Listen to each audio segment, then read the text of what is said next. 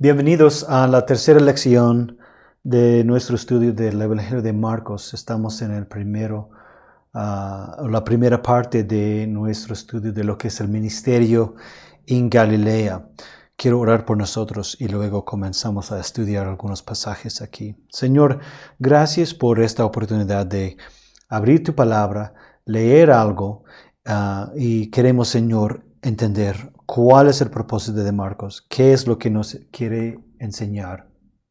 Y sobre todo, Señor, queremos que nos enseñes por tu Espíritu Santo ahora para corregirnos y llevarnos más allá y conocerte más, Señor. Y pedimos todo eso en el nombre de Jesús. Amén.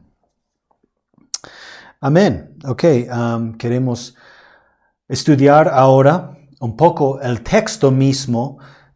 Aquí voy a intentar con otra aplicación de mostrarles el texto. Pueden ver el griego y el español ahí en su pantalla. Y queremos realmente poco a poco vamos a pasar por algunos pasajes un poco rápidamente, pero porque queremos llegar a tocar todas las partes de este Evangelio de Marcos. Entonces, ¿qué vemos primero? Bueno, aquí tenemos Jesús comienza su ministerio ahí en capítulo 1, versículo 14. Después de que Juan fue encarcelado, Jesús fue a Galilea para proclamar el evangelio del reino de Dios. Pausamos ahí y tenemos que ver algo importante. ¿Qué es este evangelio del reino? Perdón. Ok, ahora sí. ¿Cuál es este evangelio del reino de Dios? Luego dice en versículo 15, el tiempo se ha cumplido y el reino de Dios se ha acercado. Arrepiéntanse y crean en el evangelio. Aquí tenemos el evangelio, o aquí tenemos las buenas noticias. Esta palabra evangelio que corresponde a esta palabra aquí en griego, ¿ya? Evangelion, la idea de buenas noticias. Viene del Antiguo Testamento. Muchas veces entendemos buenas noticias que habla de victoria sobre una guerra. Cuando una nación ha conquistado a otra nación, hay buenas noticias. ¿Por qué? Porque hay victoria. Hay un nuevo reino. Entonces, esta palabra evangelio, está conectado, vinculado con esta idea de victoria y un nuevo reino. Por eso cuando Marcos nos escribe, dice, proclamar el evangelio del reino de Dios. No está hablando de simplemente buenas noticias que tenemos un Salvador. Es un evangelio que se trata de ¿qué? Del nuevo reino de Cristo. Como dijimos desde el comienzo, Cristo vino a traer un reino y un mundo distinto. No era lo que ellos esperaban. Y vamos a ver eso en todo el libro de Marcos. Entonces, Jesús dice, el tiempo se ha cumplido, el reino de Dios se ha acercado.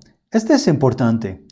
¿Cuántos de nosotros hemos escuchado en prédicas o entendemos algo del reino de Cristo que es futuro? Muchas personas, por ejemplo, piensan o esperan en el milenio mencionado en Apocalipsis 20. Esta idea de que Jesús va a venir en su reino. Pero el reino de Dios, el reino de Jesús, ya se ha acercado. Eso es lo que muchas veces entendemos como la ya y no todavía.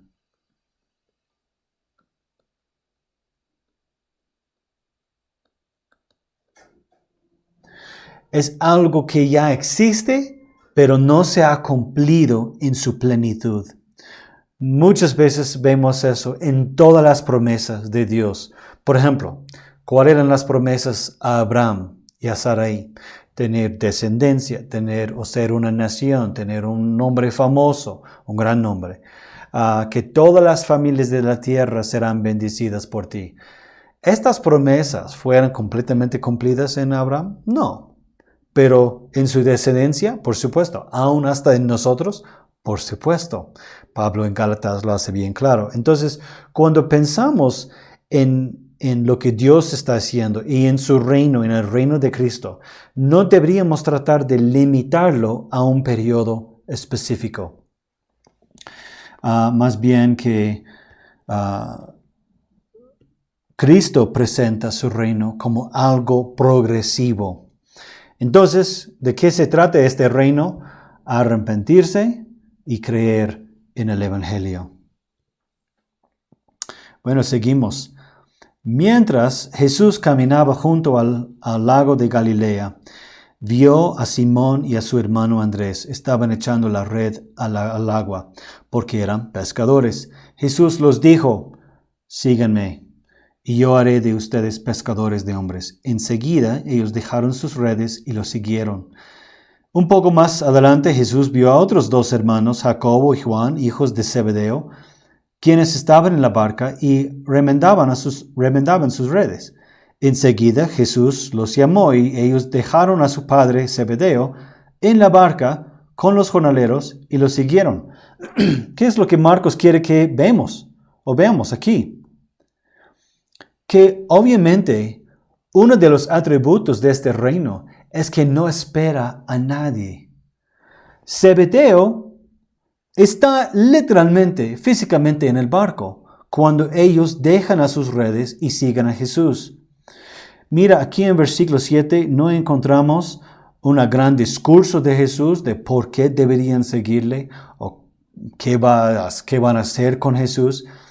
Ahora, algunos tratan de decir que simplemente ellos estaban dispuestos a seguir a quien sea y de repente apareció Jesús y seguían a Jesús. No es muy probable. Más bien, sabemos que Jesús comenzó su ministerio poco a poco y probablemente sabían quién era Jesús de alguna manera. Hay muchos estudios que tratan de entender qué quiere decir síganme. Uno de los que para mí, de los eruditos que es más para mí más práctico para entender es que los rabís en el tiempo antiguo era común para un rabí llegar un momento de tener discípulos propios. Y para que uno sea también sacerdote o que uno sea un fariseo, un escriba, que llega a ciertos niveles dentro de la iglesia, tenía que ser un discípulo de alguien. Estudiaban, trataron de imitar a sus maestros, a sus rabís. Y una de las cosas es que siempre el rabí escogía a sus seguidores. Hoy en día, si alguien quiere seguir a fulano de tal, prácticamente lo puede decidir por sí mismo. Pero en ese tiempo era más común la costumbre de que el rabí buscaba algunos de los alumnos más listos, más destacados, para llamarlos. ¿Y qué los llamaba a hacer? Seguirle. Entonces, estas palabras, síguenme, son muy poderosas. Jesús no simplemente está diciéndoles, amigos, ¿quieren juntarse conmigo para que hagamos algo? No. Jesús está invitándoles a un aprendizaje bajo el tutor de Jesús. Jesús aquí se presenta como un rabí llamando a sus seguidores. Y lo interesante es que ellos, ¿dónde están? No están en la escuela. No están en los seminarios. Estos discípulos son pescadores, que no era un trabajo, digamos, ingrato, solo era un trabajo normal. Jesús llama desde gente normal a seguirle. No llama a los eruditos, no llama a los escribas. Es interesante que ninguno de sus discípulos son fariseos. Ninguno de sus discípulos son gente que tenía un cierto nivel o título o posición en la iglesia. Eso es importante para nosotros reconocer. Entonces, Jesús se acerca a ellos al lado del Galilea, al lado del lago del Galilea, y simplemente los llama. Y la urgencia de este llamamiento es tanto que dejan a su padre, Zebedeo, en la barca. Es una imagen casi chistosa, pero el asunto es, las cosas de este reino no pueden esperar hasta otro momento. Bueno, llegaron a Cafarnaúm y en cuanto llegó al día de reposo, Jesús fue a la sinagoga y se dedicó a enseñar. Este es importante. Una de las primeras cosas que vemos a Jesús haciendo en su ministerio es enseñar. ¿Y dónde? En la sinagoga. Versículo 22. La gente se admiraba de sus enseñanzas porque enseñaba como corresponde a quien tiene autoridad y no como los escribas. Eso es fuerte. De pronto un hombre que tenía un espíritu impuro comenzó a gritar en la sinagoga: «Oye, Jesús de Nazaret, ¿qué tienes contra nosotros? ¿Has venido a destruirnos? Yo sé quién eres tú, eres el Santo de Dios». Pero Jesús lo reprendió y le dijo: «Cállate y sal de ese hombre». El espíritu impuro sacudió al hombre con violencia y gritando con todas sus fuerzas, salió de aquel hombre. Todos quedaron muy asombrados y se preguntaron unos a otros: ¿y esto qué es? ¿Acaso es una nueva enseñanza? Con toda autoridad manda incluso a los espíritus impuros y éstos lo obedecen. Y muy pronto la fama de Jesús se difundió por toda la provincia de Galilea. Esto es, digamos, uno de los primeros milagros que vemos en Marcos.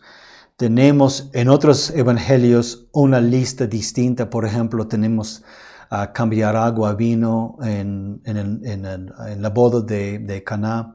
Pero aquí en Marcos quiere comenzar esta vida, ministerio de Jesús, con el llamamiento de algunos discípulos. No todos, pero algunos. Y esto con esta expulsión del demonio de este hombre. Vuelvo y digo, no podemos simplemente leer esto como texto histórico. Marcos no quiere simplemente recontarnos lo que sucedió. Quiere mostrar a Jesús como una persona diferente. Entonces, ¿qué vemos aquí que corresponde a esa realidad? ¿Qué sucede aquí en este pasaje que nos da la idea de que este Jesús trae otro reino, otro evangelion distinto, diferente? Bueno, vemos que las enseñanzas de Jesús no parecían a las de los escribas y los fariseos. Jesús hablaba como alguien que tiene autoridad.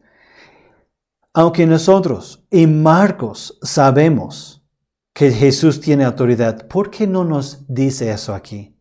¿Por qué Marcos no dice la gente se admiraba de sus enseñanzas porque ellos no entendían quién era? ¿Por qué? ¿Por qué Mark escribe de tal manera que nos pone ahí, en el mismo lugar, en la sinagoga? ¿Y qué encontramos en la sinagoga? ¿Les parece medio raro que dentro de la sinagoga, un lugar que era el modelo tras el templo, que existe un hombre con un espíritu impuro? ¿Por qué Marcos no dijo que el hombre era endemoniado? Obviamente es lo que sucede aquí.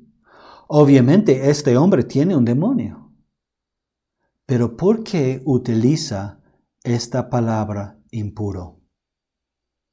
Si ustedes recuerdan, yo dije que Marcos quiere mostrarnos cómo Jesús se presenta como un sacerdote diferente. No es como los demás. Es un sacerdote mayor, es un sumo sacerdote. No encuentra este hombre, y aunque Jesús va a encontrar hombres endemoniados fuera de la sinagoga y fuera del templo, es importante ver que este hombre con el espíritu impuro, ¿dónde está? En la sinagoga.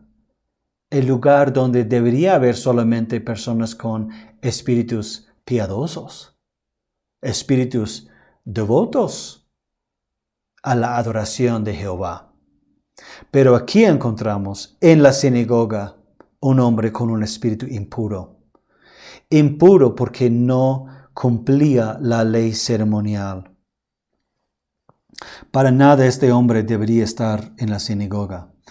Ahora no estoy diciendo que si hay alguien en nuestras iglesias, digamos que quizás sospechamos que tiene un demonio, que no deberíamos llevarlo a la iglesia. No se trata de eso. Pero Marcos nos está presentando, está dibujando una imagen de que la sinagoga, donde la adoración de Jehová es bien guardada, en vez de encontrar adoración a Dios, ¿qué encontramos? Un hombre con un espíritu impuro. ¿Y qué dice el demonio? Oye, Jesús de Nazaret, ¿qué tienes contra nosotros? Muchos han tratado de entender quién es el nosotros aquí. Está hablando del demonio y más el hombre. Vemos que es posible que un hombre tenga más de un demonio.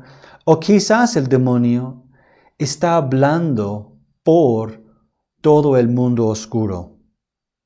Quizás el demonio está hablando por todo ese ejército,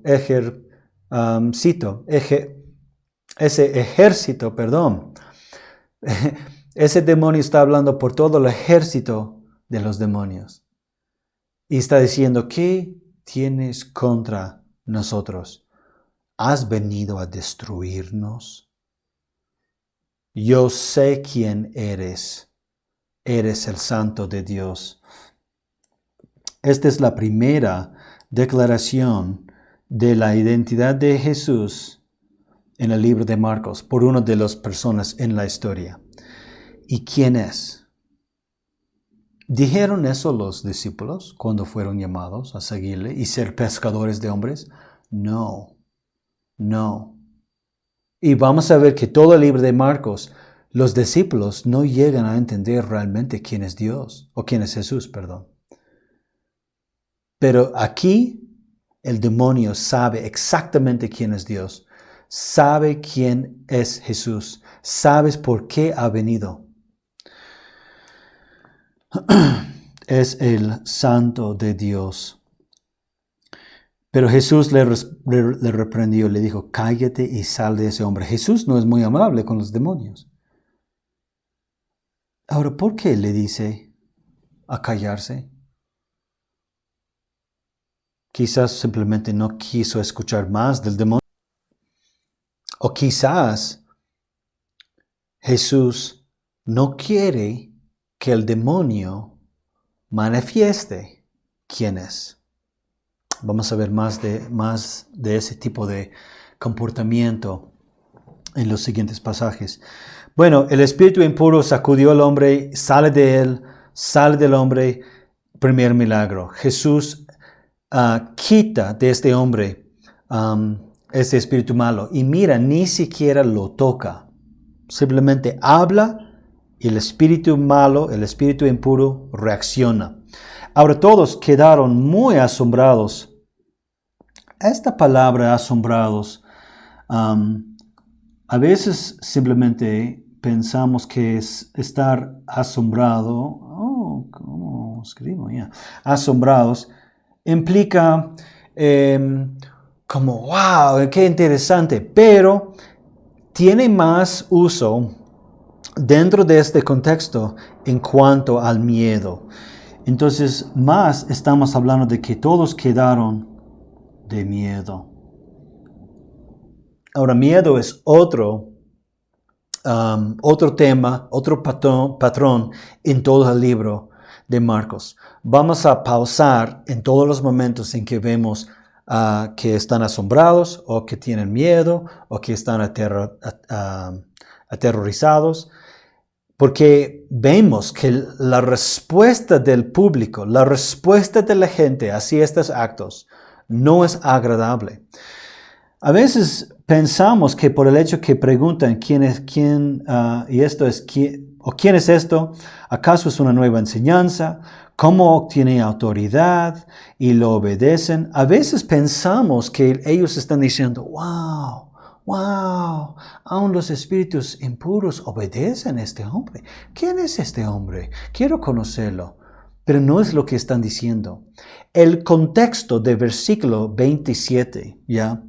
El contexto de todo este versículo es más, ¿quién es este hombre de verdad? No sé si podemos confiar en él. Porque no es una nueva enseñanza, pero nunca hemos visto algo así. Nunca hemos visto eso. Que un hombre que está endemoniado de repente ya no tiene demonio. Nunca ha sido así. Hay un proceso, hay un protocolo. Hay maneras de sacar los demonios. Y lo que este hombre hace no está bien. Muchos de nosotros cuando experimentamos algo nuevo, nuestra primera reacción es miedo, es falta de confianza. Y eso es lo que Marcos nos está presentando aquí. Cuando ellos dicen, con toda autoridad manda incluso a los espíritus impuros y estos lo obedecen. Esta idea de que los demonios obedecen a Jesús no es bueno para su fama. En el sentido que ellos no entienden por qué. No entienden por qué. Sin embargo, no pueden negar que este hombre que antes estaba endemoniado, ahora no tiene demonio. Entonces, muy pronto la fama de Jesús se difundió por toda la provincia de Galilea. Vamos a ver que esto no es lo que Jesús quiere. No quiere fama, no le interesa fama. Seguimos. Jesús sana la suegra de Pedro. Interesante que si Pedro tenía suegra, significa que estaba casado. No sabemos mucho de las vidas de los discípulos, específicamente antes del ministerio con Jesús, pero era viudo Pedro dejó a su esposa por un tiempo. Aunque el ministerio de Jesús traspasa 3 años, no significa que los discípulos estuvieron con Jesús todo ese tiempo. Entonces quizás volvieron a sus casas de vez en cuando. No sabemos. Pero sí sabemos que Pedro tenía suegra, estaba mal con una fiebre. Y Jesús se acerca, la toma por la mano y le ayuda a levantarse. Y al instante la fiebre se fue y ella comenzó a atenderlos. No voy a decir nada más de eso. Al anochecer, cuando el sol se puso, llevaron a Jesús a todos los que estaban enfermos y endemoniados. Entonces ya vemos, están viendo que Jesús, por su ministerio a ese hombre, ahora es el chamán. Y toda la ciudad se agolpaba ante la puerta. Entonces le están buscando por la sanación que él ofrece. Y Jesús sanó a muchos que sufrían de diversas enfermedades y también expulsó a muchos demonios, aunque no los dejaba hablar porque lo conocían. Amigos, tenemos que ver algo aquí. Jesús no dejaba ¿a quién? A los demonios hablar. Pero, ¿qué sucede con ellos?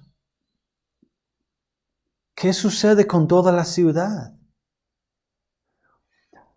Yo veo aquí, es súper triste. Nosotros leemos esto y decimos, qué bien, Jesús sanó mucha gente y expulsó muchos demonios. Amén, Jesús, amén. Amigos, eso no es lo que Marcos está diciendo. Marcos está diciendo, mira, Jesús vino ¿a qué? A predicar el evangelio del reino de los cielos. Y la gente, en vez de buscar a él por sus enseñanzas, que supuestamente tenía una autoridad mayor de los escribas, le buscaron no por la palabra, no por el evangelion que él les compartía, le buscaban por la sanación de sus enfermedades. Y Jesús los sana. Jesús los sana, expulsa a los demonios. Pero es interesante aquí que los que conocían a Jesús no eran los discípulos, no era toda la ciudad que supuestamente le seguían, eran los demonios. Entonces, muy de mañana, cuando todavía estaba muy oscuro, la madrugada para nosotros, Jesús se levantó y se fue a un lugar apartado para orar. Simón y los que estaban con él comenzaron a buscarlo. Literalmente quiere decir que comenzaron a, a buscarlo como si fuera una presa. Comenzaron a buscarlo porque no podían encontrarlo. Y cuando lo encontraron le dijeron, todos te están buscando. Esta es una exhortación de Pedro, Simón Pedro, ¿no? O los discípulos. Cuando ellos dicen, todos te están buscando, prácticamente están diciendo, ¿por qué estás aquí orando? ¿Qué estás haciendo? Todos te están buscando.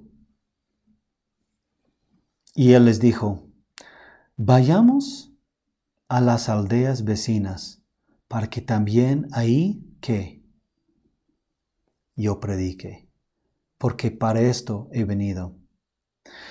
Amigos, tenemos algo bien importante que ver aquí. Jesús no vino a simplemente sanar algunas enfermedades. No vino a simplemente mejorar la vida de nosotros. Vino a predicarnos el evangelio de este reino. Pero la gente no escucha. La gente no presta atención. Jesús tiene toda la ciudad buscándole.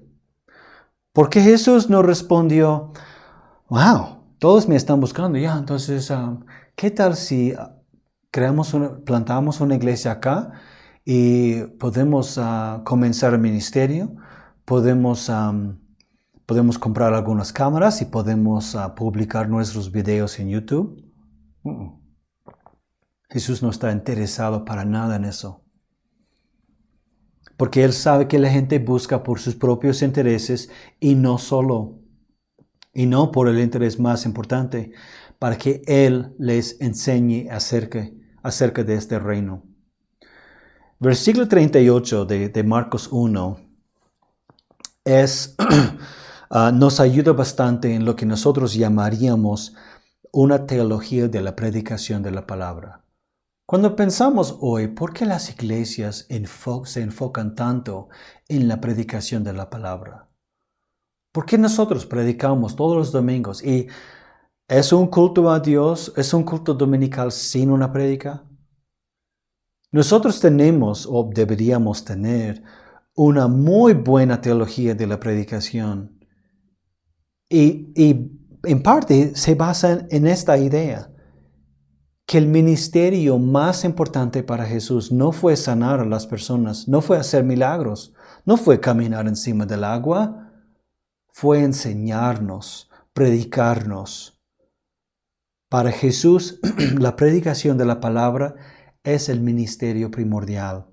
Por eso Él dijo, a pesar de que me buscan, ¿ya?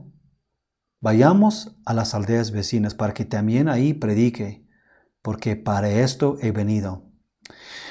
Y Jesús recorrió toda Galilea, predicaba en las sinagogas y expulsaba demonios. Entonces, es cierto, su predicación acompañaba actos, obras de misericordia, pero no deberíamos desviar el evangelio, desviar el mensaje de Jesús, que Jesús vino a mejorar todo. Es interesante que muchas personas enfermas, Jesús no los sanaba.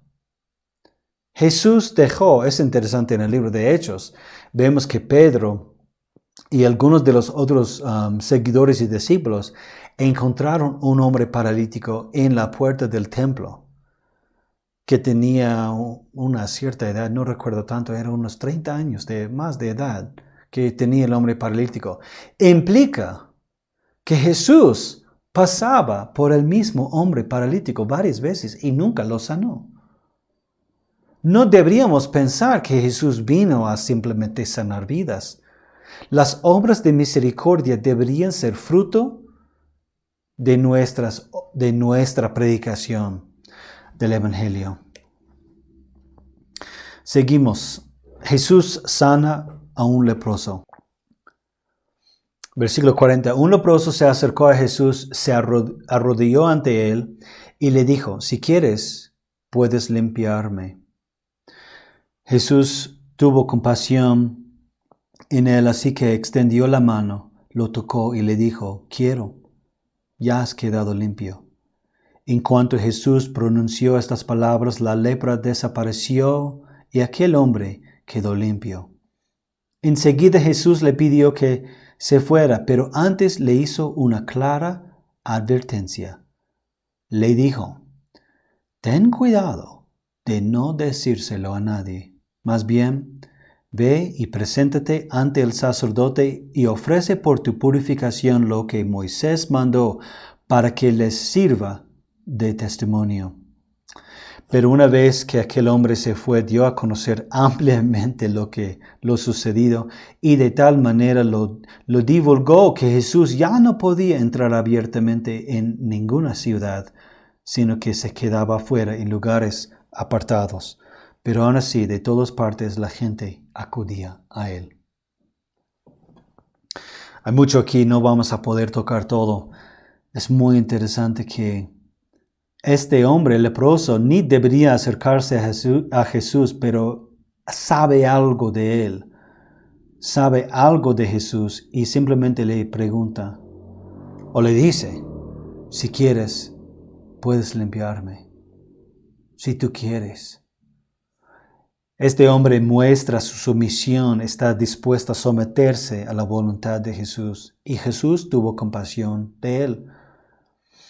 Extendió la mano a este hombre y le tocó. Ahora Levítico 13 y 14 habla de lepra.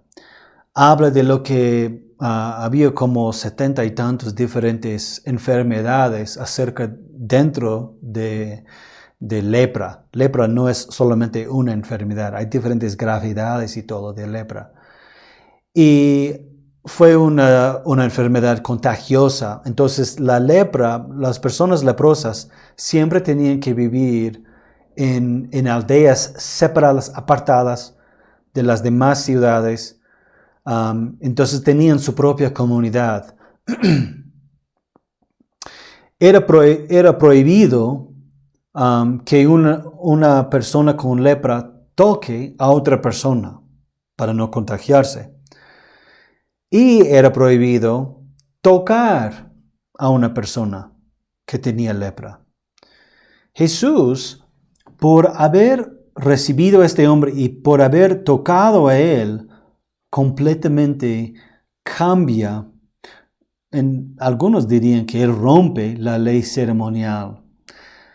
Ahora, la única posibilidad en que Jesús no está rompiendo la ley aquí es que si Jesús se presenta como un sacerdote. Hasta ahora no hemos escuchado ese título de Jesús. Marcos no nos dijo que quiere presentar a Jesús como sacerdote. Pero para la gente normal, para el público, era prohibido tocar a un leproso. Ahora, ¿por qué Marcos nos cuenta eso? Marcos hubiera podido decir, Jesús tuvo compasión de él y dijo, quiero, ya has quedado limpio. Ya hemos visto que Jesús tiene poder de sanar sin tocar a la persona. ¿Están viendo? Marcos está poniendo todos estos relatos, arreglándolos en un orden específico para mostrarnos algo. Jesús es un tipo de sacerdote. Y es muy interesante que Jesús luego le dice, preséntate ante el sacerdote. ¿Por qué? ¿Por qué? Porque todavía el sacerdocio es importante para Jesús. Jesús no vino a destruir el sacerdocio, no vino a simplemente reemplazar. Jesús no está diciendo que yo soy el sacerdote, yo soy el mejor, ¿ya? Y ustedes tienen que seguir mi modelo. No, Jesús quiere presentar un nuevo sacerdocio dentro de la estructura que ya existía. Claro que hay problemas de sacerdocio en los tiempos de Jesús, pero Jesús no quiere presentarse como otro sacerdote con otro sacerdocio. Entonces, anima a esta persona a no decir nada a nadie, pero preséntate ante el sacerdote y ofrece purificación, tal como nos envió Moisés, ¿ya? Para que les sirva de testimonio. Eso es muy importante. Jesús está diciendo que Él está manifestándose como sacerdote por haber tocado a este hombre. Pero más allá de eso, está diciendo que ese sacerdocio que Jesús ofrece es dentro del contexto de la ley ceremonial. Eso va a ser muy importante. Porque luego vemos a Jesús en su sacerdocio, en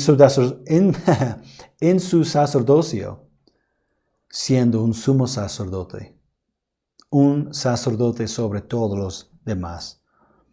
¿Y qué sucede? Bueno, versículo 45. El hombre no quiere hacer caso. Luego habla a todos acerca de lo que sucedió. Tanto que Jesús ya no podía enseñar ahí. Porque otra vez la gente le buscaba. Ok, estamos en capítulo 2. Creo que vamos a estar aquí por meses si leemos tan lentamente el libro. Ok, algunos días después Jesús volvió a Cafarnaúm. En cuanto se supo que estaba en la casa, se juntó mucha gente, de manera que ya no cabía ni aún la puerta, mientras él les predicaba la palabra. Otra vez, ¿qué está haciendo? Predicando. Muy bien. Llegaron entonces 4 hombres que cargaban a un paralítico. Como no podían acercarse a Jesús por causa de la multitud, quitaron parte del techo donde estaba Jesús, hicieron una abertura y por ahí bajaron la camilla en la que estaba acostado el paralítico. Cuando Jesús vio la fe de ellos, le dijo al paralítico: Hijo, los pecados te son perdonados. Algunos de los escribas que estaban ahí sentados se decían a sí mismos: ¿qué es lo que dice este? Está blasfemando. ¿Quién puede perdonar pecados? Nadie, sino Dios. Enseguida, Jesús le preguntó: ¿y qué es lo que cavilan en su corazón? ¿Qué es más fácil? ¿Que le diga al paralítico tus pecados te son perdonados, o que le diga levántate, toma tu camilla y anda? Pues para que ustedes sepan que el Hijo del Hombre tiene autoridad en la tierra para perdonar pecados, le dice al paralítico: levántate, toma tu camilla y vete a tu casa. Enseguida el paralítico se levantó, tomó su camilla y salió delante de todos, y que se quedaron asombrados y glorificando a Dios el tiempo que decían: nunca hemos visto nada parecido. ¿Qué vemos aquí? Bueno, mucha gente, Jesús está predicando. A veces yo me pregunto, ¿qué decía el dueño de la casa? Porque estos 4 hombres quitaron parte de su techo. Y luego hicieron esa apertura y luego por ahí bajaron la camilla de su amigo. Y cuando Jesús vio la fe de ellos, le dijo al paralítico: Hijo, los pecados te son perdonados. Es interesante, hay algunas cosas. 1, Jesús ve la fe de ¿quién? De sus amigos, no del paralítico. Pero dice al paralítico: Hijo, los pecados te son perdonados. Seguro los amigos, tanto el paralítico, no bajaron por la abertura para recibir perdón de pecados, sino que sanación. Entonces, otra vez Jesús invierte sus expectativas. Ustedes están buscando sanación. Están buscando que su amigo paralítico vuelva a caminar. Pero yo te voy a hablar de algo más importante. Tus pecados te son perdonados. Esto es bien importante. Jesús está hablando del perdón del pecado recién en capítulo 2, no solamente en la cruz. Algunos de los escribas, bueno, ellos están molestos. Espera. ¿Cómo es que este hombre puede perdonar pecados? Nadie. Los judíos entendían algo bien claro. Nadie podía perdonar a los pecados, sino solo Dios. Entonces, ¿cómo es que Jesús puede perdonar los pecados de este hombre? Bueno, Jesús sabe lo que ellos están pensando y les pregunta qué es lo que cavilan en su corazón. Les pregunta, ¿qué es más fácil? ¿Que le diga al paralítico, tus pecados te son perdonados? ¿O que le diga, levántate, toma tu camilla y anda? Es una pregunta muy difícil. No podemos responderlo muy fácilmente. ¿Cuál es más difícil? Bueno, es más fácil decir tus pecados te son perdonados porque no podemos comprobar eso. Jesús hubiera podido mentir a ellos. Bueno, te perdono. Pero ¿cómo se comprueba? ¿Cómo evidencia el resultado de lo que Jesús dijo? Los pecados te son perdonados. ¿O qué es más difícil? Levantarlo o sanarlo. Y bueno, Jesús nos ayuda un poco cuando dice en versículo 10, pues para que ustedes sepan que el Hijo del Hombre tiene autoridad en la tierra para perdonar pecados. Pausamos ahí un ratito. Voy a poner esto arriba. ¿Qué es este título? Hijo del Hombre.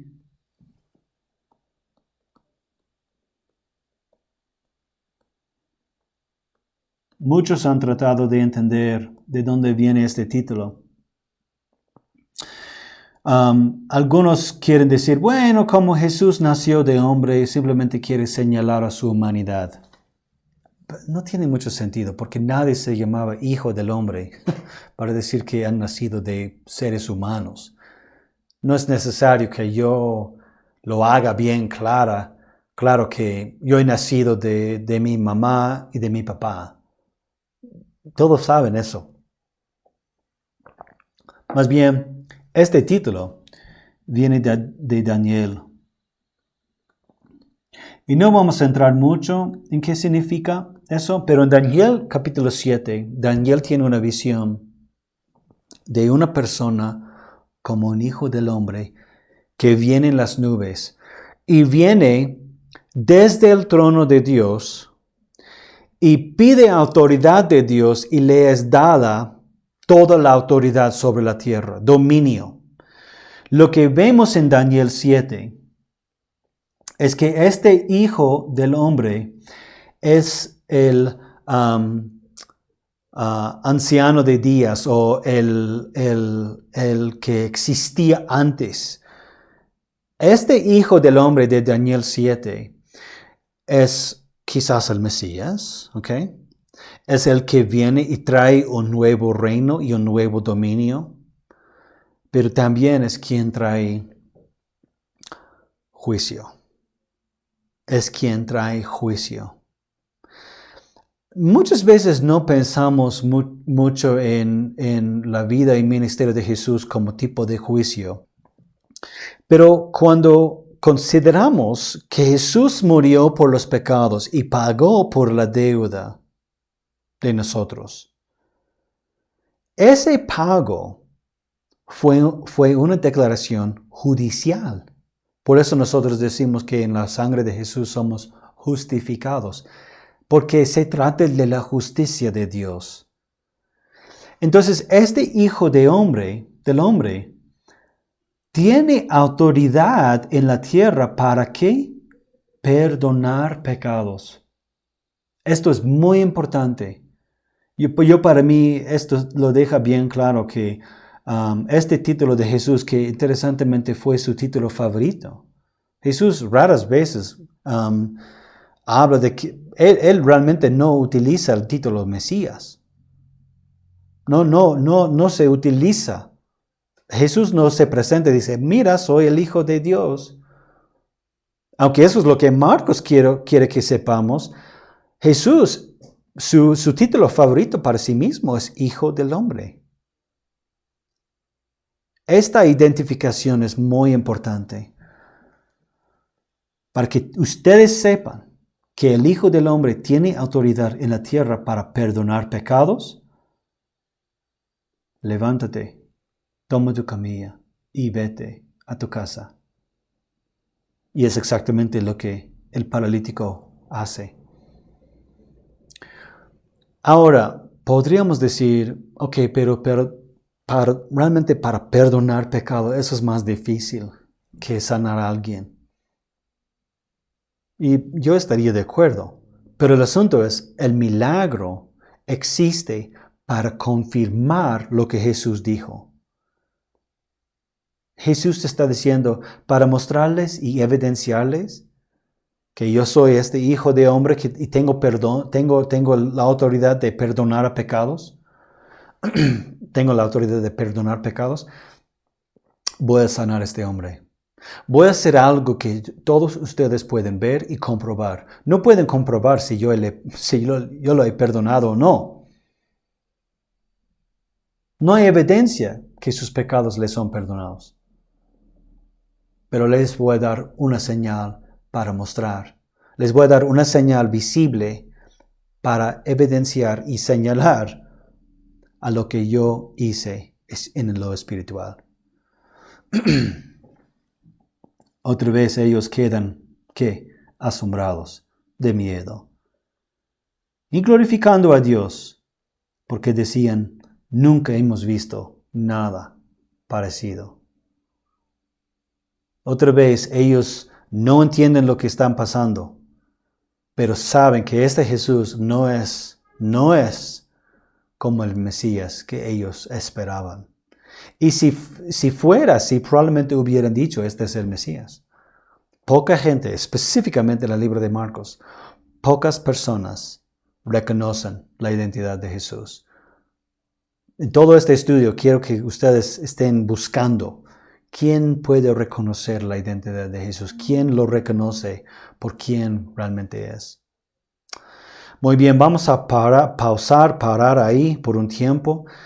Luego van a seguir leyendo Marcos 2 y 3.